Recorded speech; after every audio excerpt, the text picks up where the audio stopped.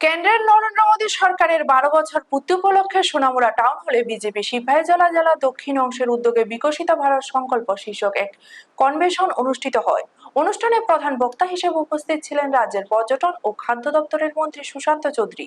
বক্তব্য রাখতে গিয়ে তিনি প্রধানমন্ত্রী নরেন্দ্র মোদীর নেতৃত্বের প্রশংসা করে মন্ত্রী দাবি করেন, জনগণের আস্থা ও সমর্থনের জেরে আগামী 15 থেকে 20 বছর দেশের কোনো বিরোধী রাজনৈতিক দলের পক্ষে শক্তভাবে মাথা তুলে দাঁড়ানো কঠিন হবে। কাশ্মীর থেকে কন্যাকুমারী দেশের মানুষ বুঝতে পেরেছেন যে মোদিজি ভারতকে উন্নয়নের এক নতুন দিশা দেখাচ্ছেন। আগামী দিনেও সবকা সাথ সবকা বিকাশ সবকা প্রয়াস মন্ত্রকে সামনে রেখে সবাইকে এগিয়ে যাওয়ার আহ্বান জানান তিনি। উক্ত অনুষ্ঠানে মন্ত্রী ছাড়াও উপস্থিত ছিলেন বিজেপি মহিলা মোর্চার প্রদেশ সভানেত্রী মিমি মজুমদার, বিধায়ক বিন্দু দেবনাথ, তোফাজ্জল হোসেন, বর্তমান জেলা সভাপতি উত্তম দাস সহ দলের অন্যান্য নেতৃবৃন্দ। ভিডিও রিপোর্ট, নিউজ তৎকাল 24।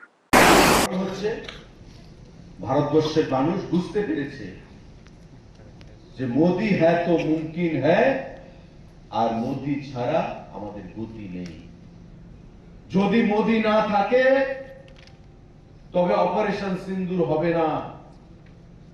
যদি মোদি না থাকতো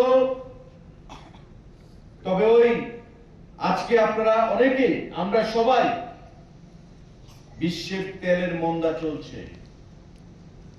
আমেরিকা, ইসরায়েল, ইরান, এই যে যুদ্ধ,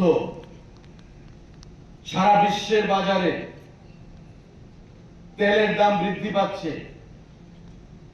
কোথাও 45%, কোথাও 100%, কোথাও 60%, কোথাও 70%, কোথাও আবার 200%, 300% বৃদ্ধি পাচ্ছে।